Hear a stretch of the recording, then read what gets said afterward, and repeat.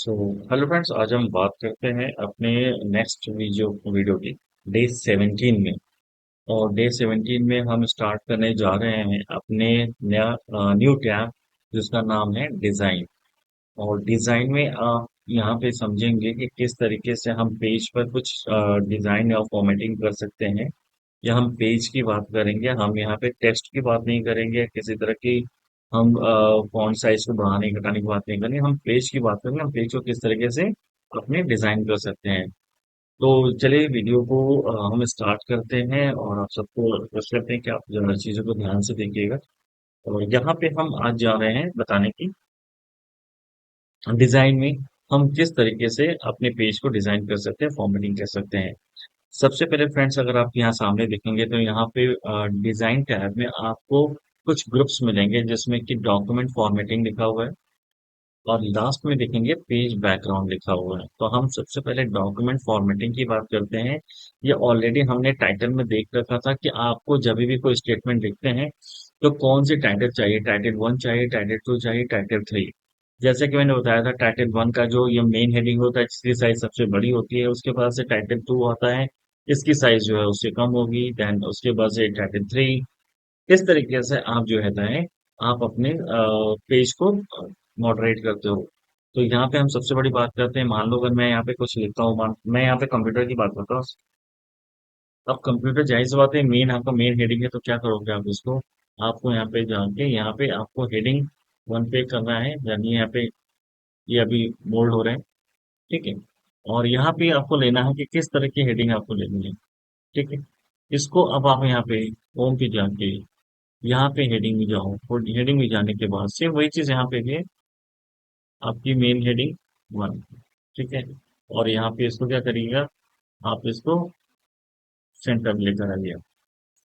इसकी साइज को आप अपने अकॉर्डिंगली बढ़ा सकते हैं, घटा सकते हैं, जैसा भी आप सब कुछ जानते हैं। यहाँ पे ये सब चीजें हम लोग ऑलरेडी देख चुके हैं। तो ये हमारा क्या है, डिजाइन में हम इस तरह से अपने पेज को क्या करते हैं, फॉर्मेटिंग करते हैं। हमारा जो नेक्स्ट इसका सब हेडिंग होगा उसकी साइज क्या होगी, इससे थोड़ी कम होगी।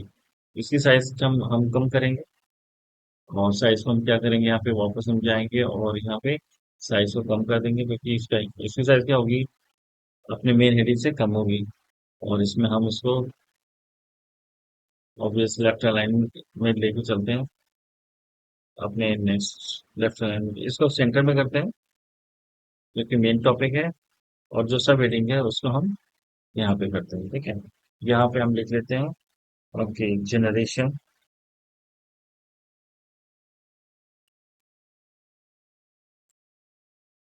अब यहाँ पे आप जनरेशन के बारे में लिखेंगे। जनरेशन के बाद उसके बाद से जो नेक्स्ट हेडिंग आती है, ठीक है, वो इससे भी छोटी होगी। तो यहाँ पे आप हेडिंग 3 ले सकते हैं। ठीक है। यहाँ पे अलग अलग स्टाइल दिए हुए, किस तरह के स्टाइल चाहिए आप उस तरह के हेयर स्टाइल यहाँ पे स्टाइल ले सकते हैं। तो आप इसको क्या कर सकते हैं, यहाँ से ले सकते हैं, मैनुअल भी कर सकते हैं। अब जनरेशन में फर्स्ट जनरेशन आपको लिखना है, फर्स्ट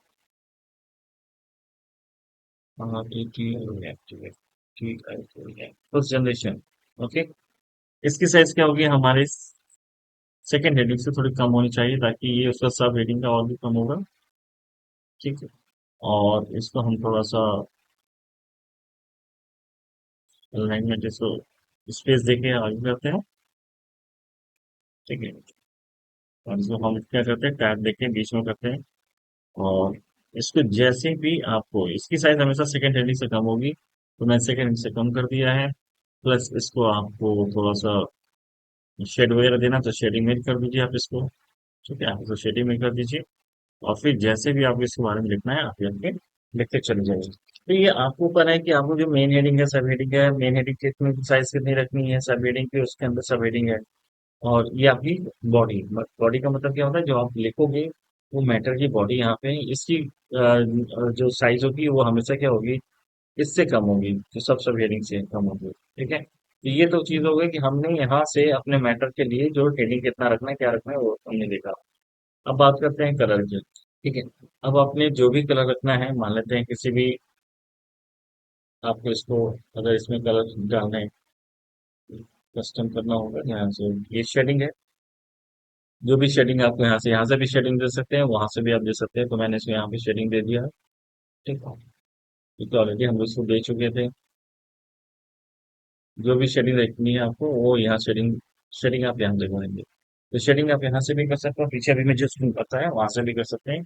फॉन्ट का जो है किस तरह का फॉन्ट चाहिए वो आप यहाँ से भी कर सकते हैं, वरना आप होम टैब में आप जानते हैं, बॉडी में आप देखते हो फेस में, यहाँ से भी आप चेंज कर सकते हैं। तो जैसा भी आपको लेना हो वो यहाँ से आप ले सकते हैं। यानी एमएस वर्ड में एमएस आपको एक ही काम को 10 तरीके से करने को फैसिलिटीज मिलती है। आप इसको चाहे यहाँ से होम्स पे जाके करिए या फिर आप डिजाइन में जाके कर लीजिए। ओके। देन पैराग्राफ स्पेसिंग देनी है, आपको पैराग्राफ स्पेस देनी है। तो आपको कितनी पैराग्राफ स्पेस देनी है वो यहाँ से आप डिसाइड कर लो। देखो मैं यहाँ पे बढ़ा रहा हूँ इसको। ठीक है, ग्रेट। ओके। एंड देन यहाँ पे अब बात करते हैं वाटर मार्क की, यानी वाटर मार्क क्या होता है इसके बारे में जान लेते हैं। ठीक है, वाटर मार्क जब भी हम किसी भी कॉलेज या यूनिवर्सिटी डॉक्टर्स किसी कंपनी में जाते हैं या जो ऑफर लेटर हमें मिलता है, तो हमेशा क्या होता है वो कंपनी की एक ऑथेंटिक पेपर, उस ऑथेंटिक पेपर को बोलते हैं लेटर हेड। उस लेटर हेड पे ही डॉक्टर भी क्या होता है प्रिस्क्रिप्शन अपना लिखते हैं।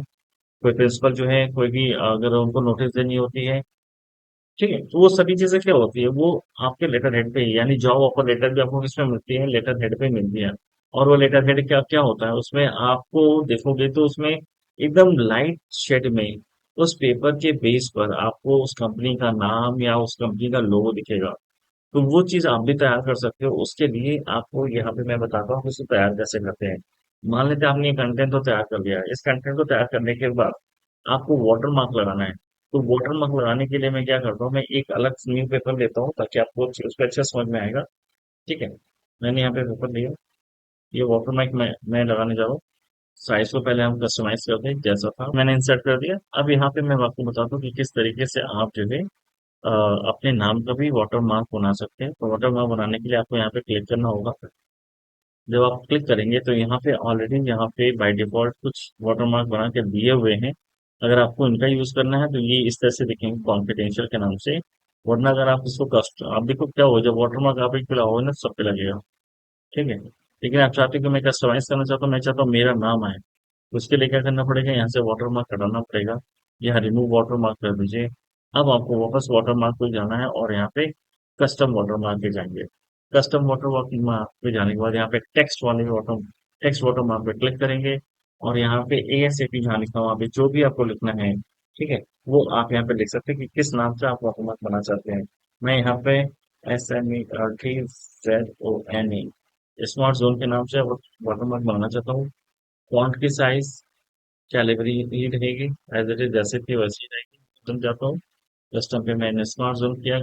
यहाँ पे मैं इसका कलर भी चेंज कर सकता हूँ। मैंने यहाँ पे इसका कलर ग्रीन कर दिया है। ग्रीन करने के बाद यहाँ देखिए ये डायगोनल है, डायगोनल का मतलब तिरछा दिखेगा। और आप इसको अप्लाई कर देंगे तो अब देखिए पीछे आपका कलर चेंज होता दिख रहा है। ठीक है, लेकिन अगर आप इसको हॉरिजॉन्टल करेंगे तो देखिए क्या होगा। मैंने जैसे हॉरिजॉन्टल किया मैं अप्लाई करूंगा तो ये अब देखिए आपका जो पेज है, पेपर इस तरह से दिखेगा। दैट इज, और यहाँ पे अप्लाई कर दीजिए।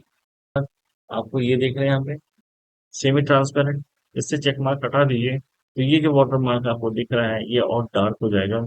लेकिन वो डार्क होने पे और बेकार इसलिए होगा क्योंकि इसके पीछे इस पे अगर आप कोई कंटेंट लिखोगे, मान लेते हैं मैं इस पे अगर कुछ कंटेंट लिखता हूँ तो आपको वो समझ में नहीं आए। ठीक है, जो क्योंकि आपका वाटर मार्क इतना ज्यादा डार्क है कि उस पर लिखा हुआ कंटेंट समझ में नहीं आएगा। इसलिए हमेशा वाटर मार्क को आप हमेशा क्या करेंगे, यहाँ पे, ठीक है, सेमी ट्रांसपेरेंट पे क्लिक करके रखे रहेंगे।